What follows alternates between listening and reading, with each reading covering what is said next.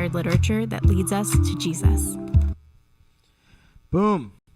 Boom, boom, boom. How we doing? We feeling good? All right. We're in March. Are we at the point of the school year where everything is going super, super well? Or are we at the point of the school year where you're going, how am I in this mess again? Yeah? Okay. Or maybe you're like, it's only March. Or maybe you're like, it's finally March. Or it's already March. Or, oh no, I'm in March. Or, it's March, what happened to October? Where are we at? Where are we feeling? Yeah? Oh no, it's March. March Madness. That probably has multiple meanings, huh? Like there's the basketball, but then there's just the March Madness of like not dying. Yeah. All right. Yeah. All right. I wanted to hit on something real quick. We have opportunities for you guys to have moments outside of youth group where you can connect with other people and talk about Jesus. And you are not fully taking advantage of it. I know you guys are busy. So please know that this is not a guilt trip. But, especially at Tualatin and Sherwood, we have a thing called Jesus Clubs. Benny and Jacoby talked about it earlier.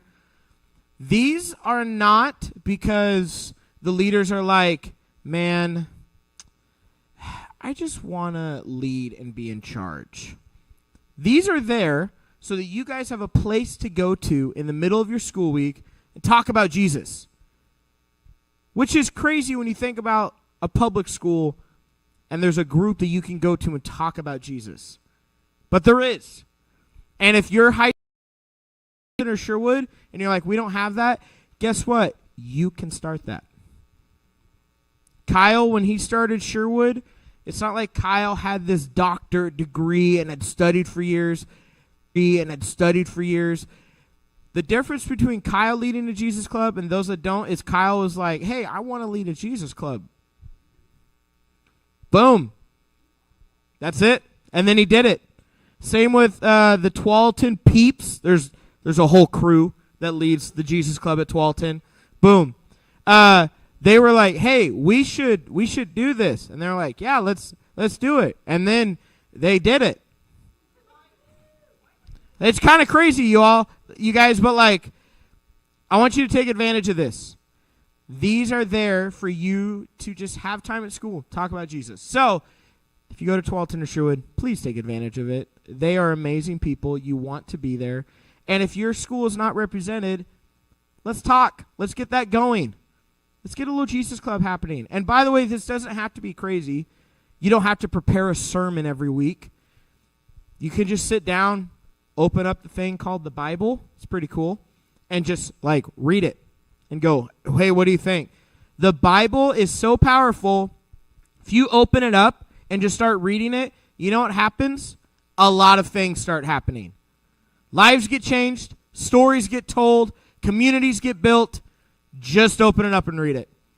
I'm not calling out the Tualatin Jesus Club, but I met with them sometime in the last 12 years of my life. I don't remember the exact timing or date, but it was sometime recently. And they were like, we're just having a hard time figuring out what to talk about and stuff. And I was like, yeah. And then I don't remember who it was, but one of them was like, what if we just like open up the Bible? And I was like, whoa, what an idea. And I was like, you should also then like talk about Jesus. And they were like, yeah, we should. I was like, yeah, you guys. And then they're like, what if we prayed for people? And I was like, oh, that's too far. Like, but it's simple. But you guys, they're having amazing things happening. Lives are being changed at this club. Grace texted me this week.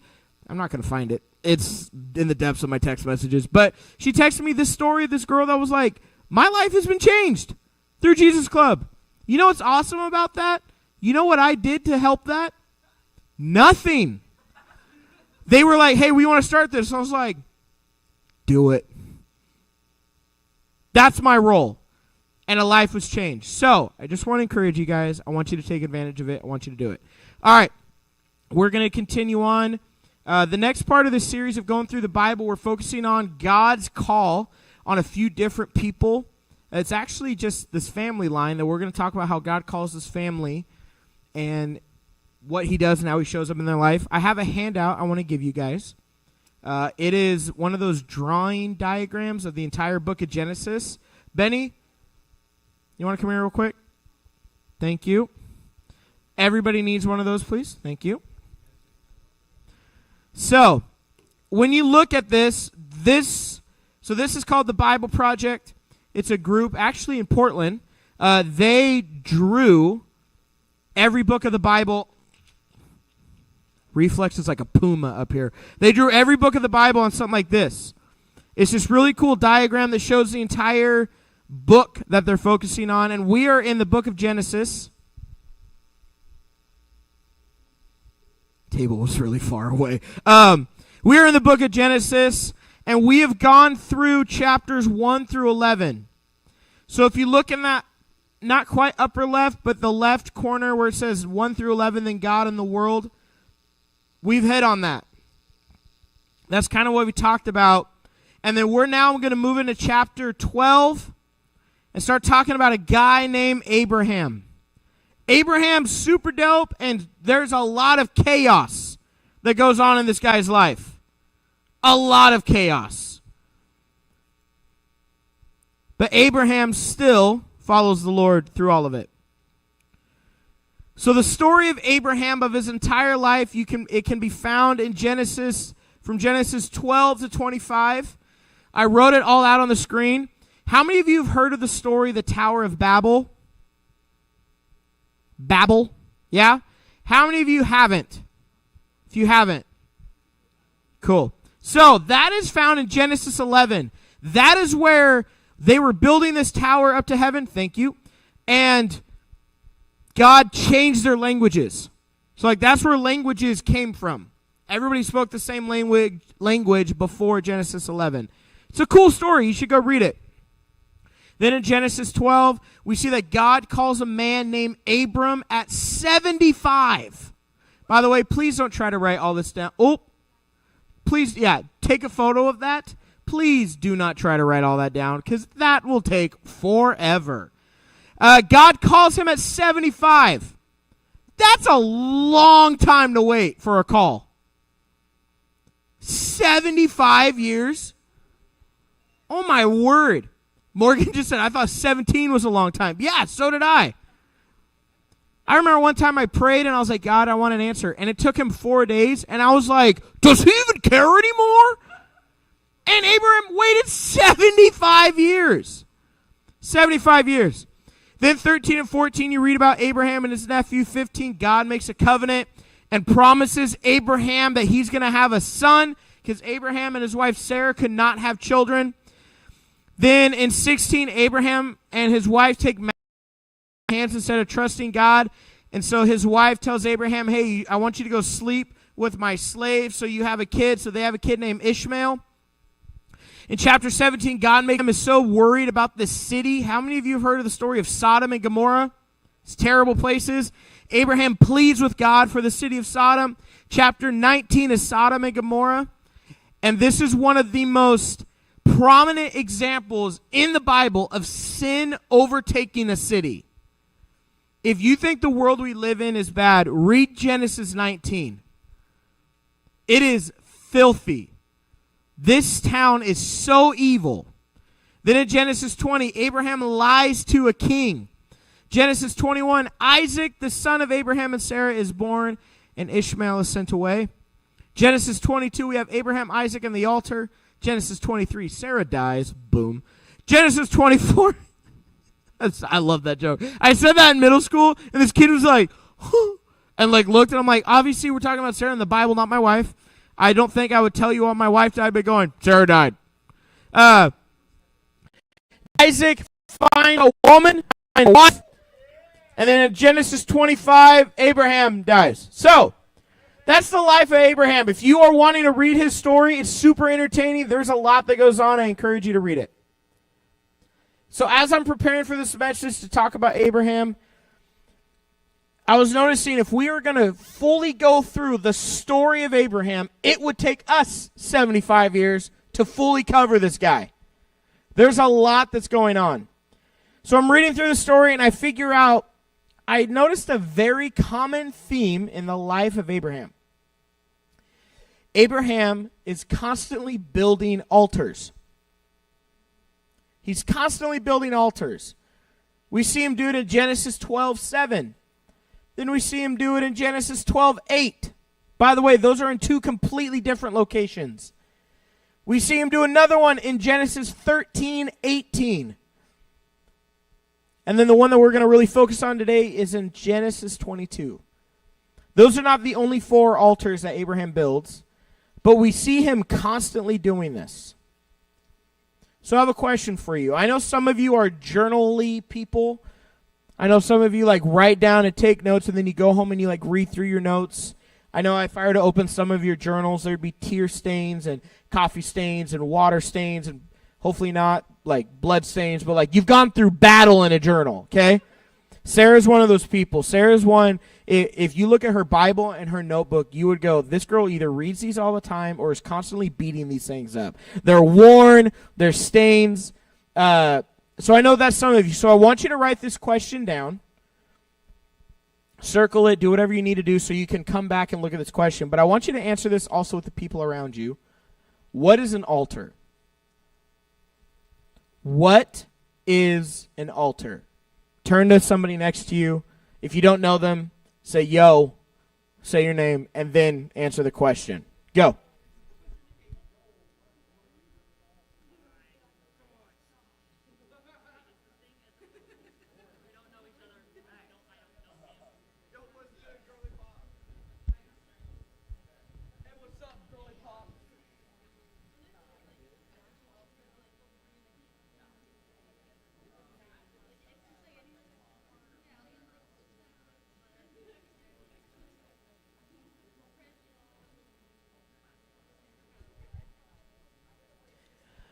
All right, let's bring it back. What is an altar? Well, the actual definition is a raised area in a house of worship where people can honor God with offerings. They are structures on which offerings are made to a deity. The word altar in Hebrew means slaughter, and the word altar in Greek means a place of sacrifice. So I'm going to make a rule real quick. If you are somebody that has to write down word for word, take photos of the slides because we're going to be moving tonight. Cody, can you go back one slide? Take a photo. Take a photo. Take a camera. Click. Okay, next slide, Cody. Take a photo. Bummer, you'll be fine. Okay. Cody, the next one's a photo of the altar, right? I have a photo of an altar, so this is one example. The thing on top that's smoking is where they would lay down the animal as a sacrifice. That there's a little ramp that the priest would actually walk up and set the altar on. That's kind of a smaller altar. If you look at the next photo, I have another photo of an altar. That's also a size that a lot of the altars were. That's huge. That's a massive structure. You see the people standing on it. That's kind of what an altar looks like. So, the significance of the altar in this story can easily be lost. We can easily just read over the fact that Abraham builds an altar multiple times. But in order to fully understand why he does it, we need to know what's going on. God made a promise to Abraham that he's going to be the father of nations. And Abraham and his wife do not have kids. That would be like someone coming up to me saying, you're going to win a gold medal at the Olympics for running.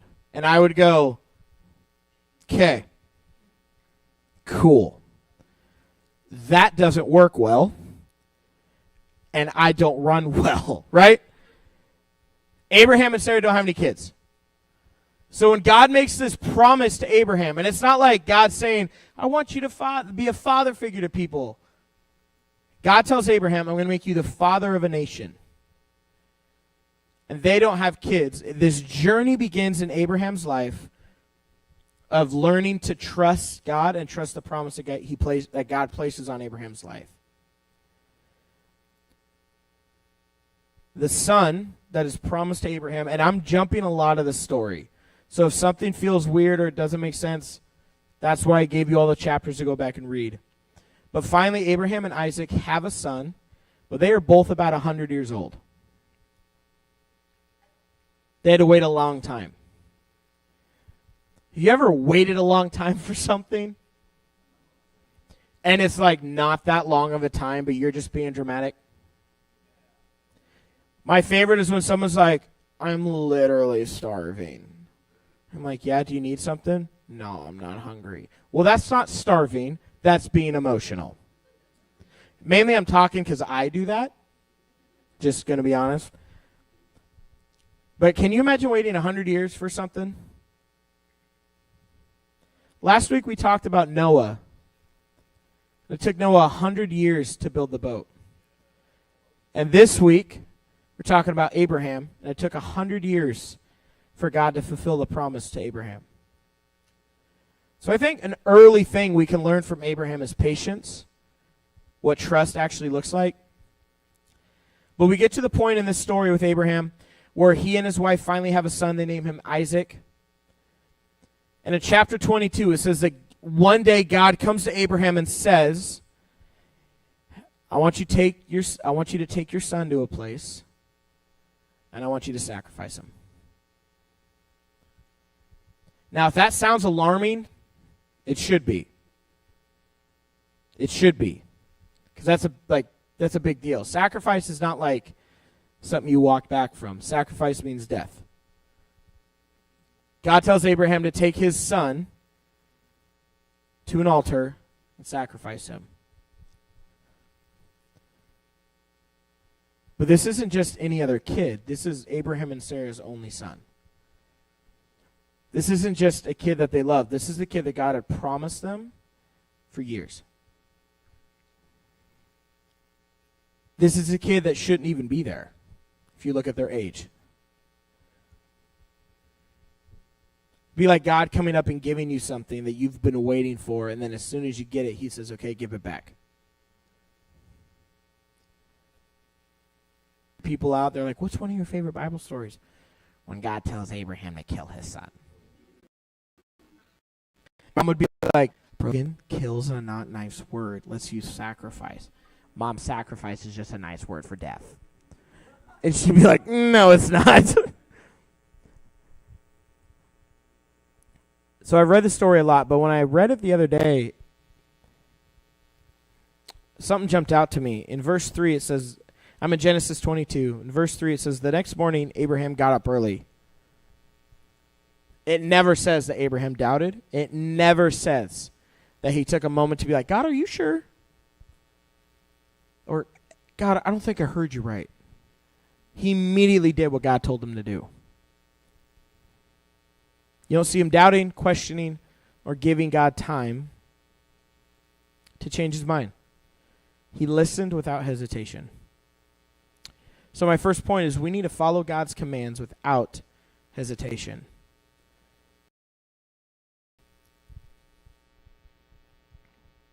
We serve a relational God. We serve a God that walked with us. Christianity is the only religion in the world. I studied this in college. In the world that the Godhead physically walked among the people.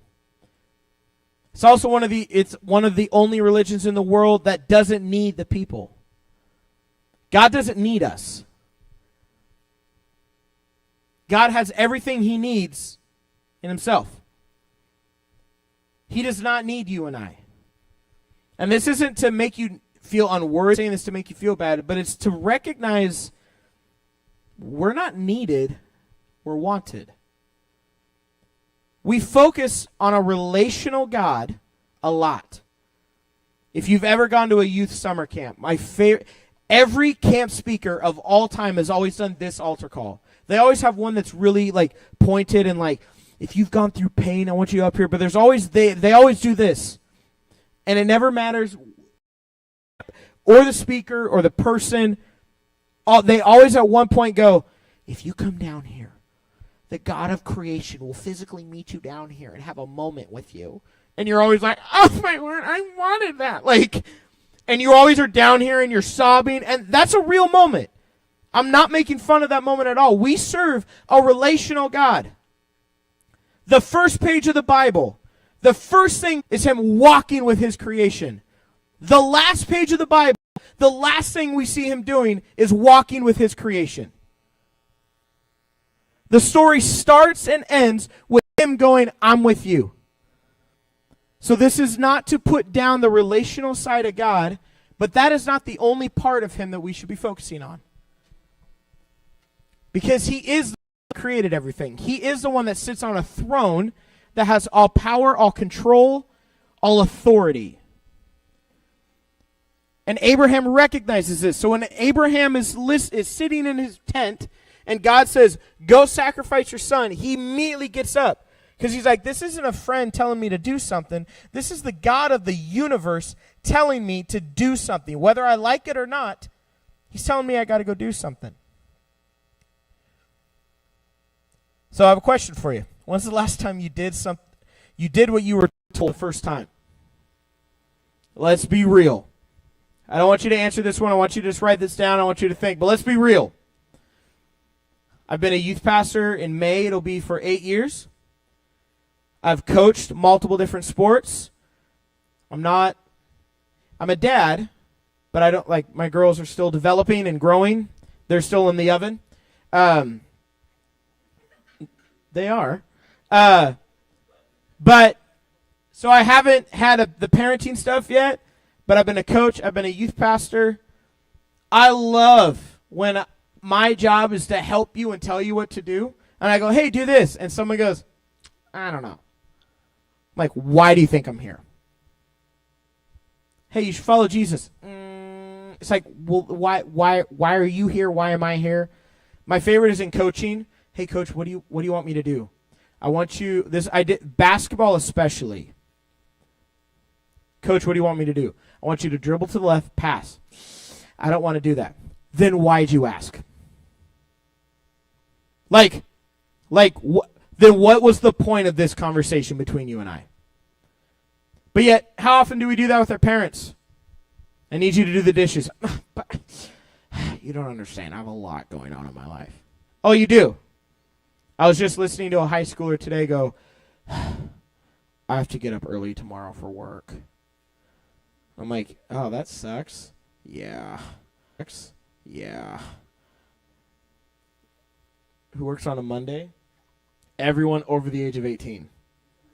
Anyway, we're going to keep going on. But I was like, yeah. I had another high schooler a couple weeks ago. You have no idea. I'm so stressed. My life's going to get really busy at the end of April.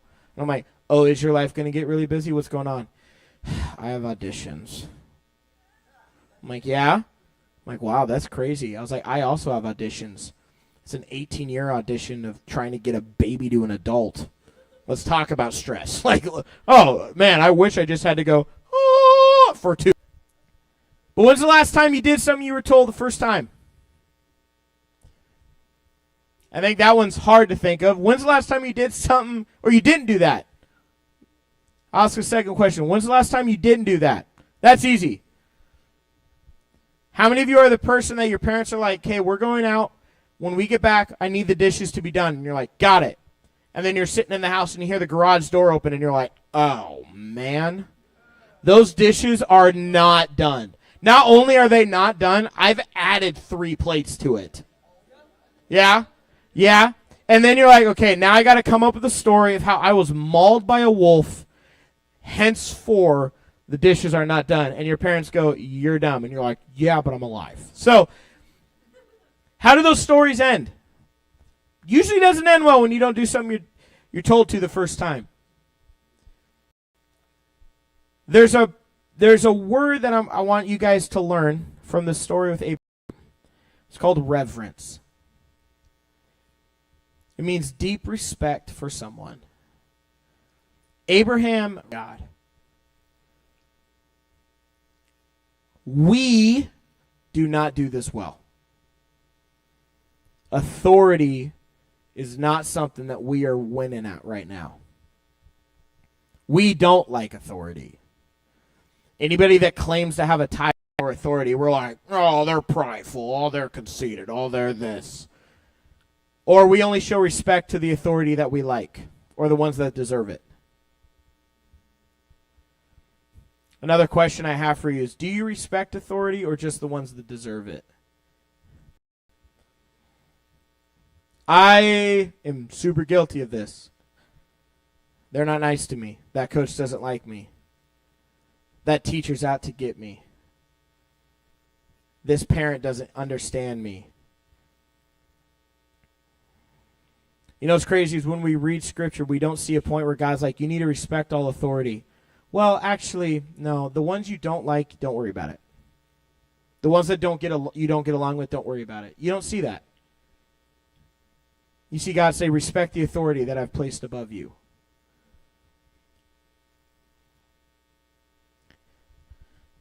I've learned when someone comes up to me and they have a problem with authority, I flip it on them. And I say, you do? Well, then you must have a problem with God. And they're like, no, I have a problem with the authority. And I'm like, well, God has placed all authority on heaven and earth. So if you have a problem with the person in charge, then you have a problem with the person who put that person in charge, which is God. So maybe you should talk to God about it. People don't want to hear that. You want to complain, right? You put me in this story, and God comes to me and says, you need to sacrifice your son. I'm complaining, right? God, I don't know. And it's not that Abraham doesn't believe in the relational God. He does. But he understands he's not just a relational God. Another thing you see in this, Abraham starts to remove the things around him that would cause a distraction. He puts himself in situations and circumstances that are not going to affect him following God. His wife was not there, because I imagine as a mother, she goes, hey, are you sure? We just learned this with Job. The person you marry, you've got to be picky with that person. Because they could pull you closer to God or pull you away, and there's no in between.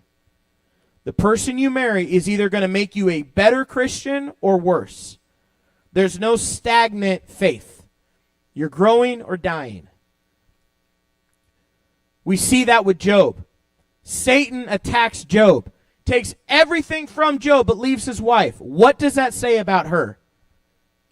She showed who she was. Because the next chapter she goes, you need to deny your faith. God's out to get you. So Abraham's like, I'm not going to bring Sarah because that's not fair to her.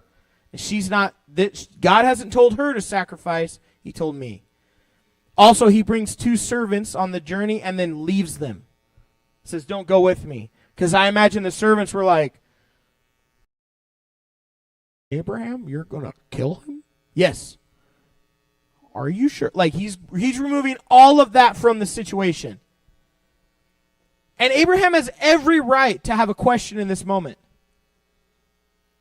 Abraham has every right to say, God, do you understand that this is the son you gave me? This is the son you promised me. Not that he would throw it in his face, but he's like, this is you. Isaac isn't here because of me. He's here because of you.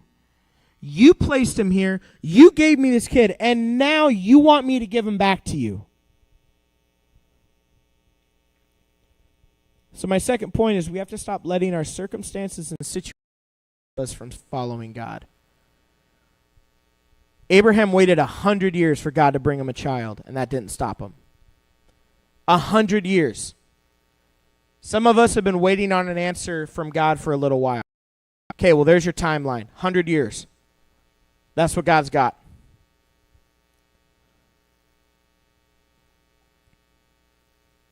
I noticed something. I went to a Christian high school. It's really hard to be a Christian at a Christian high school. And I know for some of you that might shock you, but it is. I know it's also hard to be a Christian at a public high school. I think it's just hard to be a Christian. But I noticed there are times peer pressure is funny. I've seen peer pressure make my really quiet, introverted friends dance in public. I know I watched somebody drink one time because of peer pressure, and it was a really funny moment. And then she looked at us and goes, I don't know why I'm not feeling good. Or like, oh, maybe you just drink paint. I don't know. I've seen peer pressure make my really quiet, introverted engineering roommate in college run around campus in a blow-up chicken suit. And whenever someone would go, are you a chicken? He'd go, "Bah!" and then run away. Super funny. But I've also seen peer pressure go the other way, where you're peer pressured into not doing something. Where you're peer pressured into not saying something, not standing up for something. I saw a TikTok this week, and you know, TikTok is where you go for your real theological answers, you know. I love the TikTok preachers. Because, you know, it's the one where it zooms in, and it's like, hey. And you're like, already mad. Why are you in my face? Or they read a verse, and then the application they have is nowhere close to the verse. It's like, it says in John, Jesus wept. God sees you where you're at. You're like, what? That doesn't even make sense. If Jesus weeps, you're like, you didn't say anything. Now, the problem is I'm watching the video at that point. I'm like, that's kind of funny. Send it to my friend. But this video came on, and it's this guy that I actually like. He's pretty good at stuff with his videos. And it was a video of he's going to heaven. He arrives in heaven. God's like, what's up? Welcome. I'm not quite sure that's how God will greet us in heaven. It'd be awesome. I just don't know if God's the what's up type, you know? I think that's how I've always viewed the Holy Spirit more like that. God's like, hello, my child. Jesus is like, you're home. And the Holy Spirit, dude, like, I always imagine like that. Please don't take that as truth. That's just Brogan's theology. But this video, this guy goes to heaven. He's sitting at the table having the heavenly feast with God, and there's an empty chair.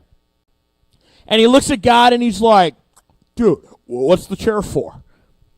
And God's like, nothing. And he's like, no. Like, what's that for? Like, are we waiting on somebody? And God goes, okay, well, you know that person I told you to talk to that one time? You went to school with them, and you were walking with them, and I put that nudge on your heart, like, hey, they need you, talk to them. And the guy's eating. He's like, yeah, I remember that. He goes, that was their chair. That was theirs. And the guy freezes. And God goes, they're not going to make it, though. And it cuts back to the guy, and he goes, well, I was really nervous because I didn't know what my friend was going to say if I said something. And God goes, yeah. Yeah, I guess that's real. I guess embarrassment's real when there's an empty chair here at the table. And it was one of those, you ever seen something, either a TikTok video or someone sends you a text and it hurts and you just have to set your phone down? That was one of those moments. I don't believe that's how heaven's going to be. I don't believe heaven is a guilt trip. I believe heaven is a reunion with our Savior. But it did catch my eye a little bit with how much peer pressure we listen to not do something, to not say something. God tells us to do something, and we're like, it's going to be uncomfortable.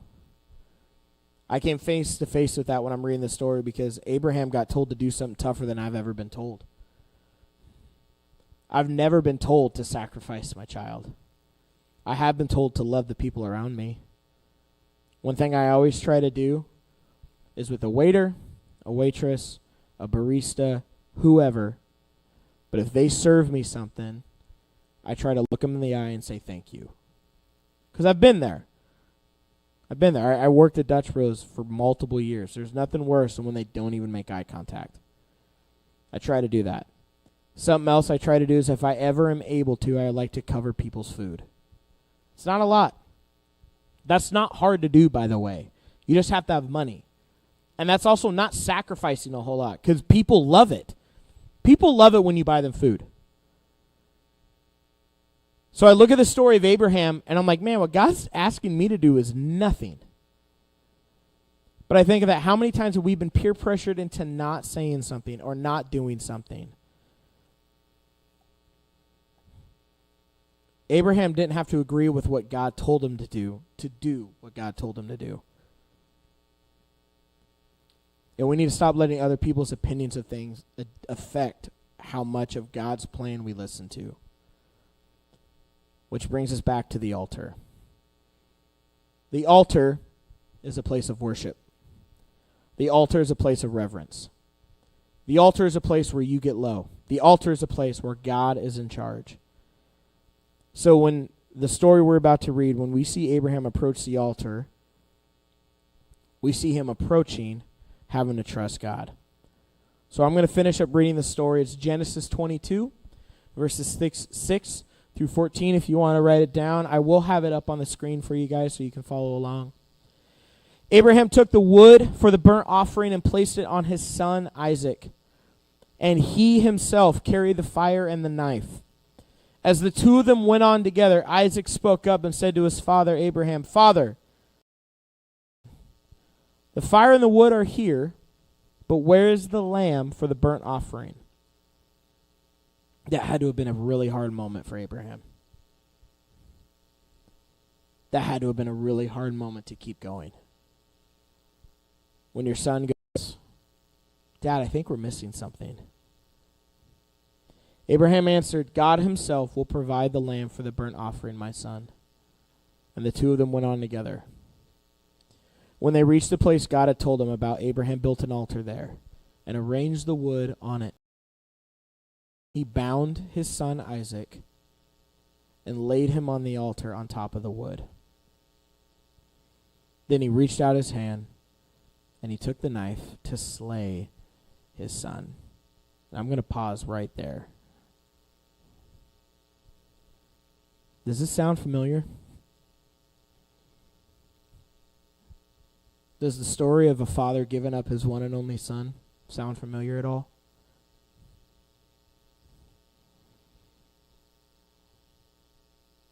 The story ends better.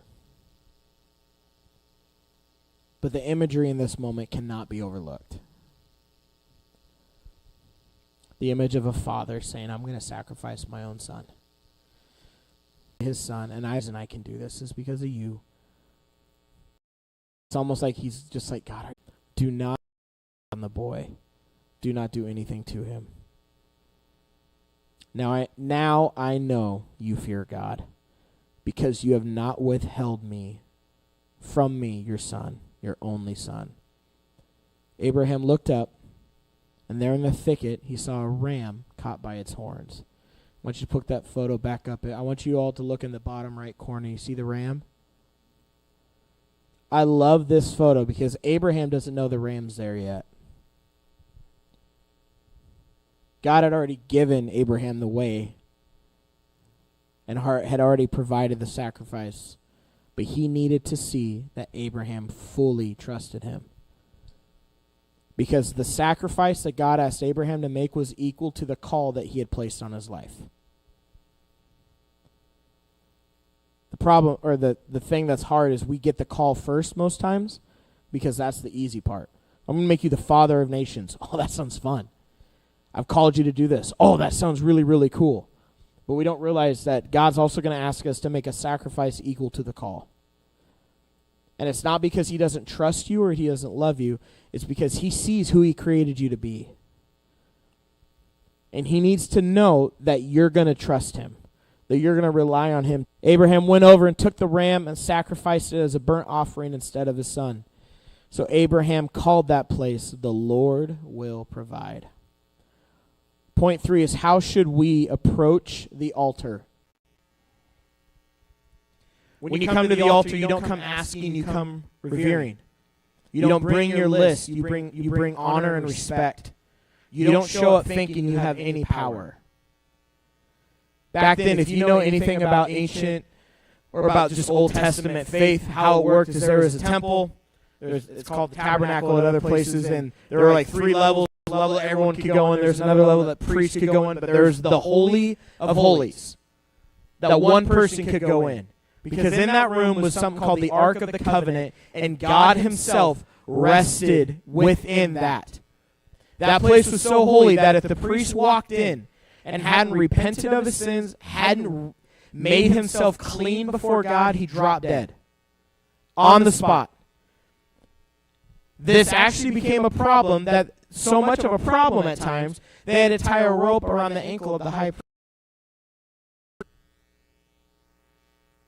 Can you imagine for a second if in order to step forward and have a relationship with the God on the throne, that you had to be so clean before him, otherwise you would drop dead? Y'all, it'd have been real awkward at summer camp when I just dropped dead on the stage. What's up? Boom. You'd be like, oh, snap. Brogan didn't cleanse himself. But that's what happens. It sounds so weird, but that is where they're coming from. So when Abraham approaches the altar, he doesn't go, okay, God, there's a lot going on, man. Here's what I need from you. No. He approaches the altar saying, I'm not worthy to be in your presence. I'm not worthy to have a Savior like you. If you know me, if you've had conversations with me, Kyle comments on this about me a lot. I love the names of God. And there's a few names that the church focuses on a lot. Emmanuel, which means God with us. Man, that one feels good. You know? You're like, God's with us. Jehovah Rapha, the Lord that heals. Jehovah Shammah, the Lord is there. Jehovah Jireh, the Lord will provide. There's a song about it. Jireh, you are enough. And we're like, yes, Lord, you're enough for me until I want something else. But in the moment right now, you're enough for me, Jesus. Jehovah Shalom, the Lord is peace. Those are all really good. Those are amazing names. Those are the names of God. I am not making fun of those names, nor am I saying those names aren't good enough. But the problem is, we've picked out the names that we like and that we're comfortable with, and we're like, that's all I want. My name is not just Brogan. My name is Brogan Jeffrey Groth. Each name has meaning and significance. And without one of them, who I am doesn't carry as much weight. Brogan. Brogan is a name given to me by my parents. It's a name that is set apart because it's not common. It means strong, steady, and reliable. Jeffrey is my father's name. That is a name of safety and security. It's also not ironic that I'm a lot like my dad. But it's more than that because it's a standard that was given to me. My dad is a God-loving man who's a great husband, father, son, brother, friend, and worker. So when you say Brogan Jeffrey, you're placing a standard. Growth is where I'm from. It's a place to belong to, a place to identify with. Whether good or bad, it is the thing that propels me forward. My job is either to represent growth well or change the definition of it. I have a hard time when I hear people talk about, man, I hate my last name. It's like, I know you have a lot of people that didn't show it well, but you have the opportunity to change the definition of your last name. I'm not ashamed by the name Growth. But if you looked at my family line, you'd be like, wow, you should be. Nope, because I'm changing that. When people hear the name Growth, they're no longer going to think alcoholic, drug addict, sex addict, divorce. They're going to think God-fearing people. When my girls think of the name Growth, they will be the third generation in a row that loves Jesus. They will be the actual change of that name. Names have meaning. Titles have meaning. I'm not just Brogan. I'm a youth pastor. That places authority on my life, also a call. I'm a husband. It means tonight we talked about this. The term husband just means you die first. Someone walks in, it's you, not her. I'm a father, which means I have a responsibility outside of myself. I'm a friend, which means I'm not alone. I'm a son, which means it's not all about me. I'm an uncle. which means there's someone else that my brother has put in my life to love. Names have a meaning. So when we come to the altar, we don't just come serving the God who sees us. We come serving the God who's Adonai, which means Lord and Master. Alpha and Omega, which means beginning and end. El Dia, which means God of knowledge. El Gabor, which means mighty God. Jehovah Boreh, which means Lord Creator. El Shaddai, which means Lord God Almighty. El Elyon, which means Most High God. Yahweh, which means Lord and Jehovah. Jehovah Nissi, the Lord is my banner. Jehovah Ra, which means the Lord is my shepherd. Jehovah Sindenkenu, which means the Lord is my righteousness. Jehovah, I'm going to mess this up because it's Hebrew. Moath, which means the Lord of hosts. Jehovah, the Lord of... If you focus on one of them, you're only getting a part of who he really is. When Abraham came to the altar, he didn't just come saying, you're the God who's with us, but you're the God who's my righteousness. When Abraham approached the altar, he didn't just say, you're the God that sees me, but you're also the God that sanctifies me. When you come to the altar, you come knowing that you're fallen, that you're broken, and only by the grace of God do you have a place to stand. I've asked Cam to come up. He's just going to play behind us. He's not going to sing. He's just going to play guitar behind us. We're going to put and practice the altar tonight. There are a lot of worship moments. Go ahead. There's a lot of worship moments that we have. I love the hype summer camp worship moments where we go from jumping and shoving each other to crying. Yeah, right there is good. Where you go from jumping, shoving each other to crying, to singing your hearts out till at the end of the week when your throat's sore and no one has a voice and everyone's singing like, oh, praise the Lord. Like I love that. And I believe heaven is a lot like that. I believe heaven is a celebration. We made it. The suffering is over. The pain is over. But that is not the only type of worship that we were created to do. We were created to bow down before a king that deserves praise. Because again, he doesn't need you.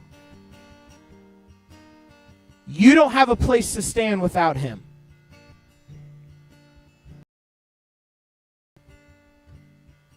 You do have a place to stand because of him. He stopped Abraham, but he didn't stop himself. He fully gave his son up for you. So there's a form of worship I'm going to teach you guys tonight. And again, I'm not making fun of how we normally do worship. I love that we stand. I love that we come to the center. I love that we raise hands. That's amazing. That's really good. But this is comfortable and safe for a lot of us. This is easy. Because everyone else is doing it. You can also hide. You can just do this. You're safe. You're comfortable. No one sees you. Standing in a crowd of people worshiping is easy. Because you can hide. What's really uncomfortable is when you do this. And you get on your knees before a Savior that gave everything for you. Because this is noticeable. This is...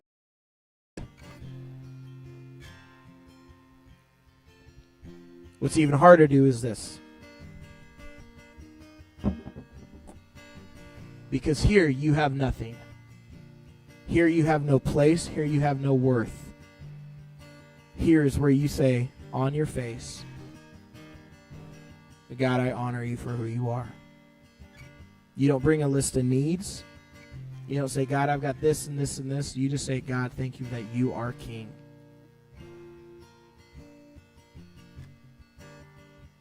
This feels uncomfortable because it's supposed to be.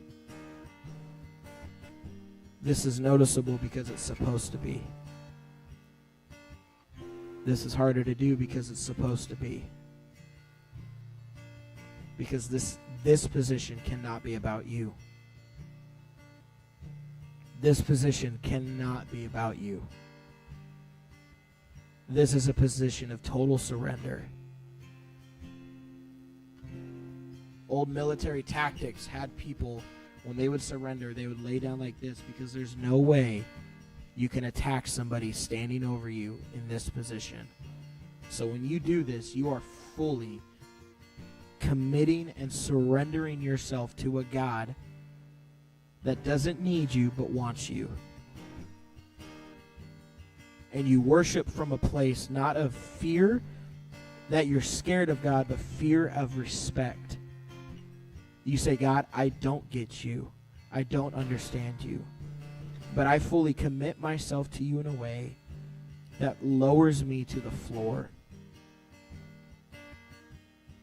I commit myself to you. And I don't care what anyone else says around me. What I love about this position too is you can't see anybody. You can't see who's looking. You can't see who's judging, because in this moment, it doesn't matter. And in order to see, you have to lift up, and now you've removed yourself from a place of surrender. So yes, in worship, we need to do. This is exactly what an altar looked like, but it's better than nothing. When's the last time you submitted what God had given you and you said, I give it back?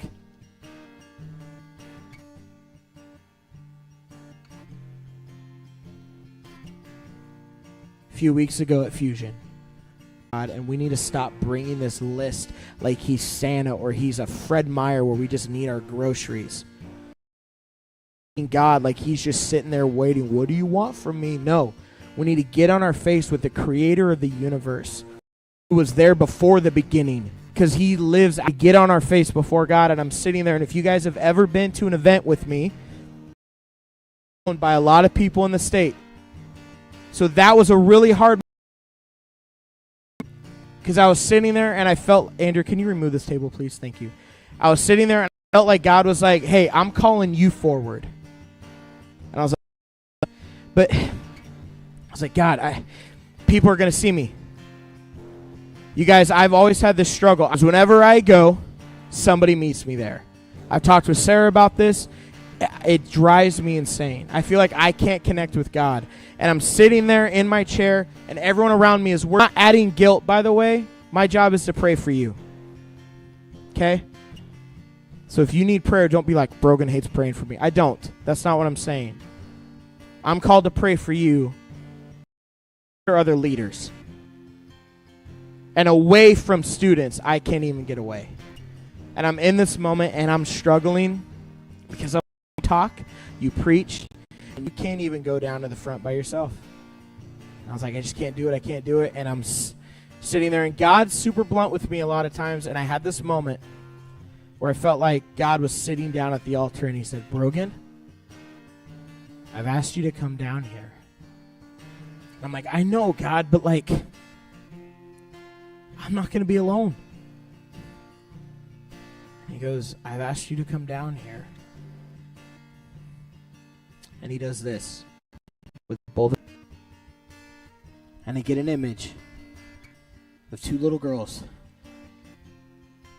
sitting in his lap. And God looks at me and goes, if you want them to meet me at the altar, you need to show them how to do it. Because they are going to look to Daddy. But you got to stop sitting there and stopping yourself. So that night, that moment, I got up in front of the entire room. And I walked down. And you know what happened? Someone immediately came up. Didn't matter. Because I had forgotten why I'm going to the altar. I'm going because there's a God that's told me to. I'm going because there's two little girls that need Daddy to show them how. I'm going because he loved me so much that he gave me two of his own to raise. Why wouldn't I go to the altar and meet him? Why wouldn't I go to the altar and just honor him? And you guys, when I laid down on the floor in front of him, I didn't say anything because I had nothing to say. What do you say to the king that's got it all? You just say thank you. And then at that altar, I submitted my two girls. I said, I'll raise them for you, and I'll give them back. So we're going to do that tonight. I don't want you going around the room. I don't. We do that a lot. That's an amazing thing. We're not doing that tonight. Nor do I want you coming up and standing and worshiping. That's not what tonight's about. We're going to take just like 5 minutes, and we're just going to submit to the King at the altar. And if you don't want to come up, you don't have to. Because this isn't an easy step. So, can you get that? The altar's right here.